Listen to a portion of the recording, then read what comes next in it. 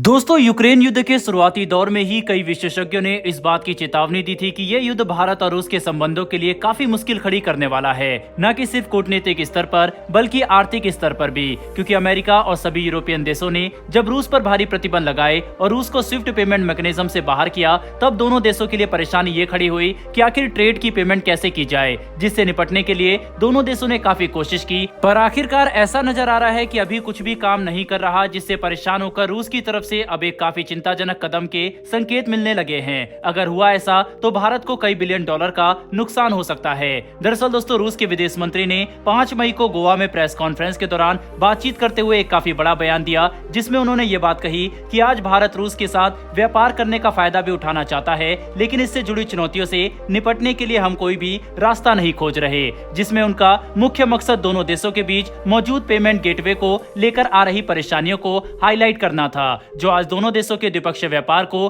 ठप भी कर सकता है। और अगर ऐसा ही चलता रहा तो S-400 और फाइटर जेट के स्पेयर पार्ट की तरह ही रूस हमें कल को क्रूड ऑयल की सप्लाई बंद कर सकता है। दरअसल भारत को रूस की तरफ से काफी सस्ता और डिस्काउंटेड क्रूड ऑयल सप्लाई किया जा रहा है, जिससे भारतीय अर्थव्यवस्था को काफी फायदा हुआ। साथ ही हमारी रिफाइनरी रूस से आने वाले क्रूड ऑयल को रिफाइन करके यूरोप और दूसरे मार्केट में भी सप्लाई कर रहे हैं, लेकिन इसकी पेमेंट करने के लिए हमने शुरुआत में रूपी रूबल ट्रेड मैकेनिज्म का इस्तेमाल शुरू किया, जिसने आज रूस के लिए बड़ी परेशानी खड़ी कर दी है, क्योंकि भारत के साथ ओपन किए गए वोस्त्रो अकाउंट में रूस के कई बिलियन रुपए मौजूद हैं, जिसका वे इस्तेमाल नहीं कर सकते, और इसकी सबसे बड़ी वजह है भारत का रूस को कम एक्सपोर्ट करना। हालांकि यहाँ पर आप ये कह सकते हैं कि अगर हमें इस चुनौती से निपटना है तो क्यों ना हम रूस को भारतीय गुड्स का एक्सपोर्ट बढ़ा देते हैं, पर इसमें परेशानी ये है कि रूस के पास काफी सारे संसाधन मौजूद हैं और 14 करोड़ की एक छोटी आबादी होने की वजह से रूस को ज्यादा कंज्यूमर आइटम की जरूरत भी नहीं है, जो भारत के लिए रशियन मार्केट में एक्सपोर्ट करना काफी मुश्किल बना देता है। जबकि रशियन क्रूड ऑयल काफी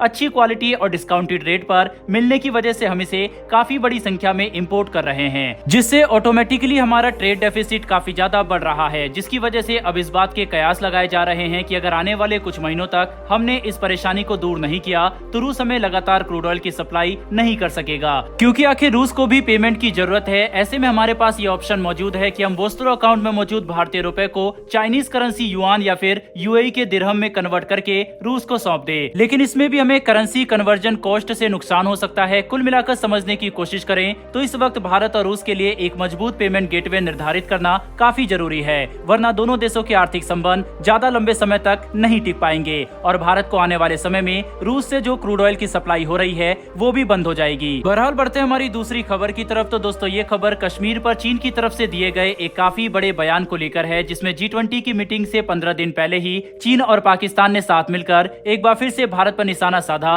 और कश्मीर मुद्दा उठाने की कोशिश की। दरअसल दोस्तों, SCO समिट के लिए चीन के विदेश मंत्री भारत आए थे, जिसके बाद वे तुरंत भारत से पाकिस्तान चले गए, जहां पर उन्होंने पाकिस्तान के विदेश मंत्री के साथ बातचीत की और इसी मीटिंग की जॉइंट स्टेटमेंट में कश्मीर पर बयान दिया, जिसमें चीन ने यह बात खुलकर कही है कि वे चाहते हैं कि कश्मीर मुद्दे का हल संयुक्त राष्ट्र के चार्टर और रेजोल्यूशन से निकाला जाए, जिसकी पूरी प्रक्रिया शांतिपूर्ण होनी चाहिए। साथ ही चीन ने यह भी कहा है कि कश्मीर मुद्दा पर किसी भी एक तरफा कदम से बचना होगा, क्योंकि इससे दोनों देशों के बीच हालात खराब हो सकते हैं। हालांकि अब यह समझना ज्यादा मुश्किल नहीं है कि चीन यहां पर आर्टिकल 370 की तरफ इशारा कर रहा है, जिसे भारत ने हटाया था। ऐसे में चीन का यह कदम देखकर पाकिस्तान भी काफी खुश है और पाकिस्तान ने यह बात खुलकर कही है कि कश्मीर मुद्दे पर उन्हें चीन का पूरा समर्थन मिला है, जो आगे जाकर भारत के लिए बड़ी परेशानी बन सकता है, जिसकी वजह से अब भारत को भी चीन को नजरअंदाज न करके कोई बड़ा कदम उठाना होगा, क्योंकि अगर हम ऐसे ही चुप रहे तो चीन कश्मीर मुद्दे पर खुलकर और भी ज्यादा बयानबाजी करने लगेगा। ऐसे में चीन से निपटने के लिए हम ताइवान और